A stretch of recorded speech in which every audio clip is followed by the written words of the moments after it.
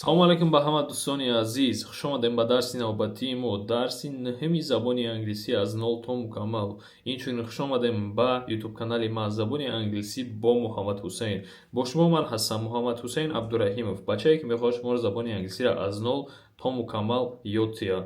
Хоб дӯстони азиз, дарси навбатии мо, дар дарси имрӯза мо қадри шумо possessive s мегзарем, соҳибияти s мефаҳмонем ки чӣ хел мо метавонем гуфта ки ягон чиз ба ягон кас тааллуқ дорад ва инчунин ҷойнишинҳои соҳибиро мегзарем ки чӣ хел мегӯем ки чизи ман аст, чизи ту аст, чизи мо аст, чизи онҳо аст ва ғайраҳо. Хоб дӯстони азиз, дарса хушрӯ бо диққат гӯш мекунем, аҳамият метаҳем дӯстон, лайка аз ёдмон намебарем, видеоро стоп мемонем, лайк мемонем ва вақте ки тамошо кардем то охири дарса мисолҳои худмонро дар комментария менависем. Дӯстони азиз, ман ҳамаи комментариҳои шуморо мехонам. ҳазору ҳамат ман миннатдор аз замин то осмона барои дуоҳои нектон, барои суханҳои нектон, барои он ки шумо кӯшиш кардастед. Мебинам баъзеҳоам надоштан мисол возможности ёфтагиам қатъи забони англисиро омӯхтастанд. Ин чиз маро бедарак хурсанд мекунад. Шумохутон просто намефаҳмед ки насколько ман хурсанд мешавам ин чизда. Ба ҳамин хотир дӯстон, и аввал шайтанҳо дальше газ метаҳем, дальше кӯшиш мекунем ки забони англисиро беҳтару хубтар ёд гирем. Ба ҳамин хотир дарсҳоро хушрӯ аҳамият метаҳем, менависем ва дар бобати группае ки мегӯм дар ҳамаи видеоам ссилкаи группаро дар ҳамин поён мемонам, телеграм-каналам дай бидроин дар онҷо практика, дар онҷо тестҳо мешаванд, дар онҷо калимаҳо ҳар рӯз мешавад ва ғайраҳо барои беҳтар кардани забони англисистон. Хоб дӯстони азиз, дарс оғоз мешавад. Лайка аз ёдмон намебарем, дафтаромонро мекушоем ва навистанро шурӯъ мекунем. Дар дарси имрӯза мо як мавзӯи нави муҳима мегзарем. Муҳим барои оне ки мо дар гуфтугӯмон истифодааш метонем бурда, мебарем ва одамон мебаранд ва мо бояд ин чиза бифаҳмем ва хелмонанӣ истифодааш барем. И possessive s ба забони русӣ бигирем агар apostrophe s, ба тоҷикӣ apostrophe s мегӯем дар тоҷикиранӣ. И apostrophe s possessive s чие? Дар забони англисӣ ин чиз барои нишон додани моликият истифода меёбад, мешавад истифода. Барои ягон шахс ё чиз ки молик аст, мо ба номи он апостроф ва s илова мекунем. Мисоли гап мо ба тоҷикӣ мегӯем ки ина китоби Ҷон ё ки мошини Мери. Мисол мегӯем ки дунболи саг, думи саг. Мисол ана миёра ҳамаша қатъи апостроф s илова мекунем. Ина мисол ҷада ҳастай китоби Ҷон, китоби ки китоби Ҷон нависагем ки Джонс, дидена апостроф мондагием, баъд s вергли боло да вергл мемонем, баъд s мемонем, ами апостроф s мешавад John's book. ё ин ки Mary's car, дидасин эҷадани апостроф s мондем барои гуфтастем ки мошин ай Мерия, моликияти Мерия, ба он хотир s мондастем. ё ин ки Dog's tail, tail мешавад дум, дунбол мешавад хвост. И думи ки думи сагай мегем, барои ки саг дора s. ана иҷа бо қоида дора, диққат кунед ва дар дафтартон илтимос банависед ин чиза. Агар номи шахс оддӣ бошад, ҳамеша илова мекунем ин ами апостроф s. Мисол овардагим, номи Анна оддия, Анас s илова кардагим апостроф. Фон, телефони Анна.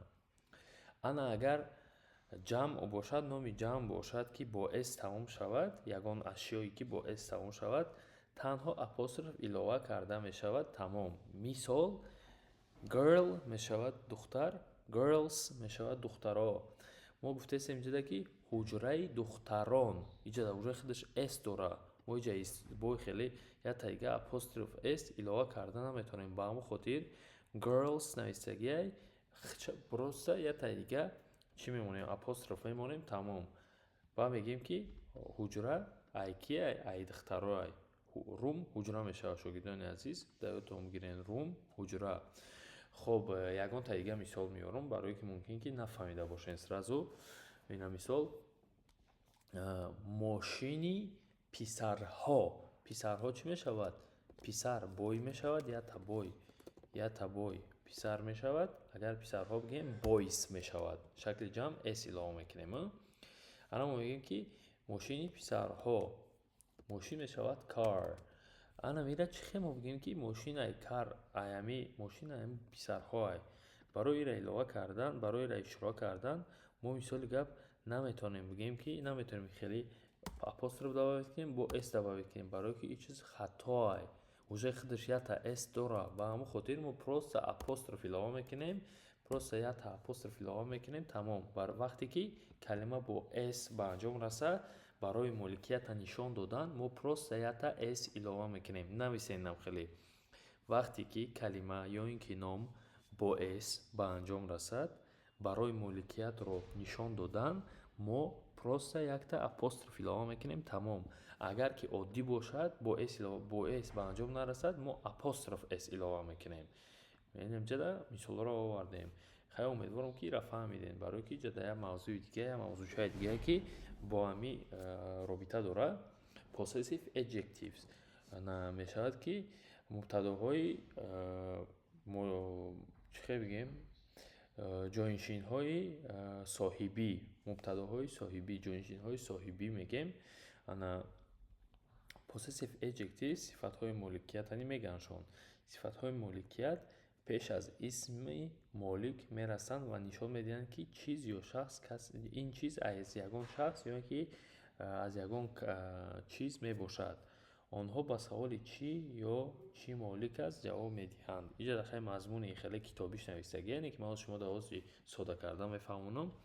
وقتی که میگیم که مثال یگان چیز یگان کس هستی مثال کتابی من ماشینی وای دفتری شما دادری من خواهری من مادری ما والدینی من این همه از آن من از شما از آن آنها همه ها possessive adjectives میشود صفت های مالکیت.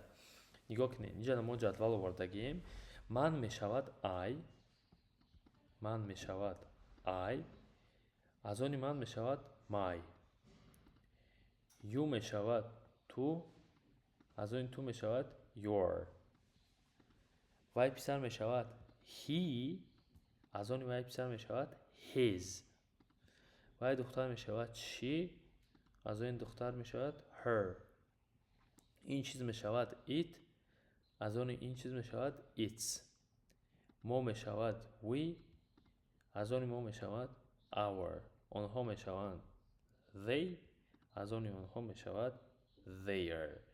دیده نه یگان جای خیلیش نیست. از مثالش خطی میبینیم کتابی من my book گفتیم که my میشود از آن من اینم my اینم book کتاب من my book ماشینی من ماشینی تو your car you میشود تو your میشود از آن تو ماشینی کی ماشینی از آن تو you car نمیتونیم گفته برای که you وقتی که ت اشارت میکنیم اجازه ما گفته هستیم از آن تو میشود your ماشین تو your car his house خانه وی خانه او از آن کیه خانه ای او برای اون خاطر he house نمیگیم این خیلی he house نمیگیم که خطا فقط his house میگیم خانه وی her pen روچکه او وقتی در برای دختر گپ میزنیم its tail دنبال اون این خیلی گرین آسانه با آسانه استفاده برده می شود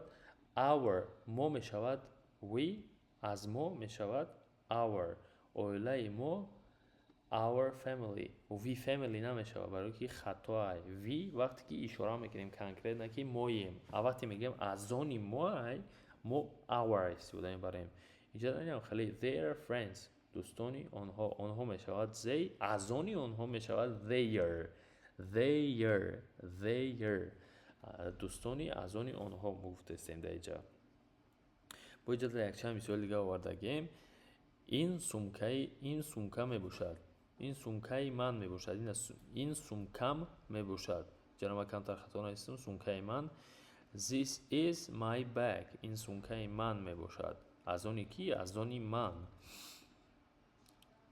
this is their house این خانه آنها می باشد از آنی کی از آنی آنها چی میشید از آنی آنها میشید their.